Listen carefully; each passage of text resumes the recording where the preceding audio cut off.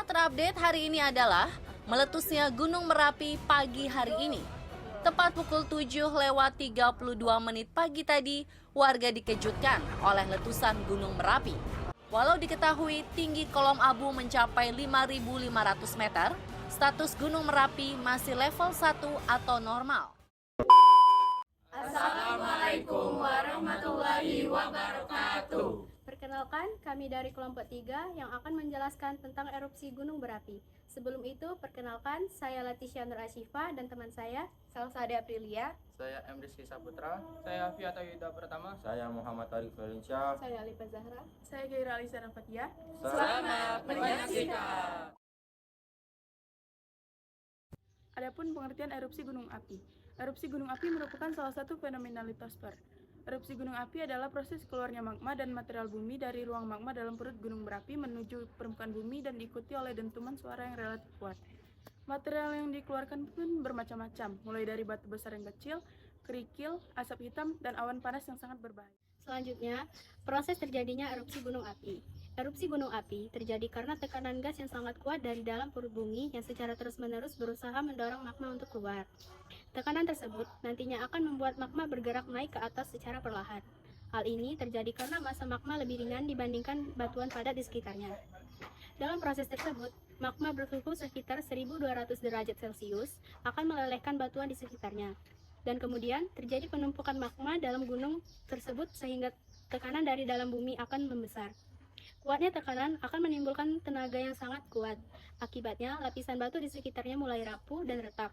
Pada celah retakan itulah, magma akan menjalar keluar ke permukaan bumi dan akan melelehkan saluran retakan tadi, sehingga membentuk saluran batu yang disebut dengan pipa kepundan.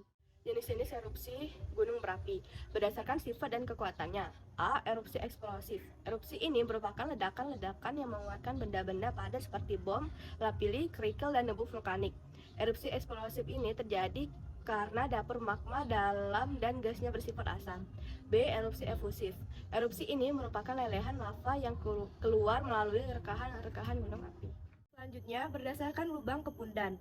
A. Erupsi linier. Lava keluar melalui celah-celah atau rekahan-rekahan batuan.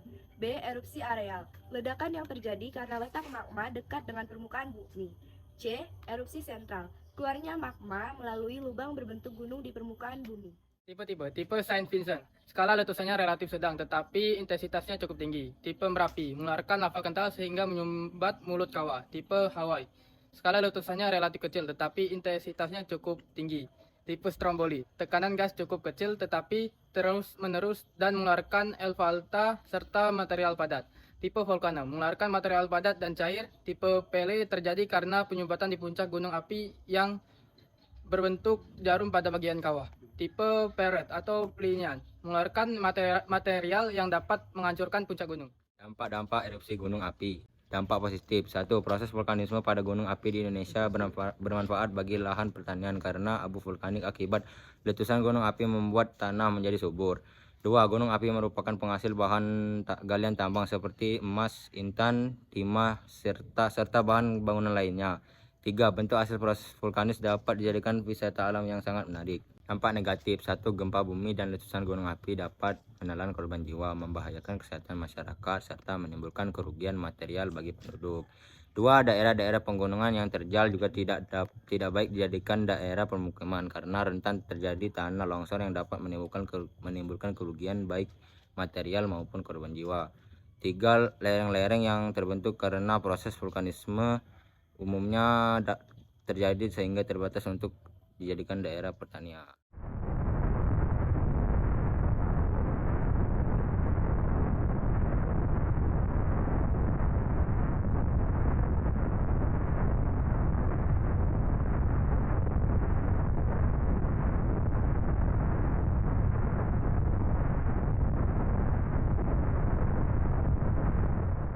Mitigasi bencana sebelum terjadi. 1.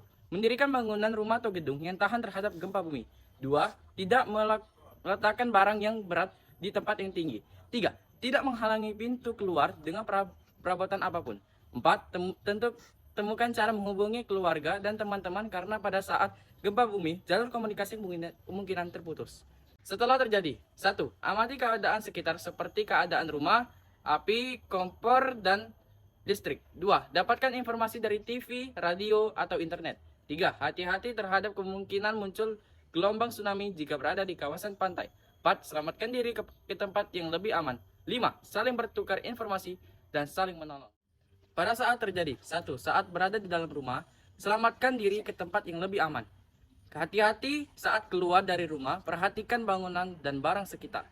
Setelah guncangan melemah, segera matikan peralatan listrik dan kompor. 2. Saat berada di luar rumah, menjauh dari dinding karena ada kemungkinan akan roboh. Waspada akan jatuhnya pohon, papan reklame, dan pecahan kaca. 3. Saat berada di sekolah, waspada terhadap lampu, peralatan elektronik, dan papan tulis karena ada kemungkinan akan jatuh. Hati-hati saat keluar ruangan. Ikuti arahan guru dan petugas sekolah. 4. Saat berada di dalam gedung, lindungi kepala, gunakanlah tangga darurat, hindari penggunaan lift, hindari kaca jendela. 5. Saat mengendarai kendaraan, kurangi kecepatan lalu berhenti di tepi jalan. Demikianlah penjelasan dari kelompok kami. Kami akhiri. Wassalamualaikum warahmatullahi wabarakatuh.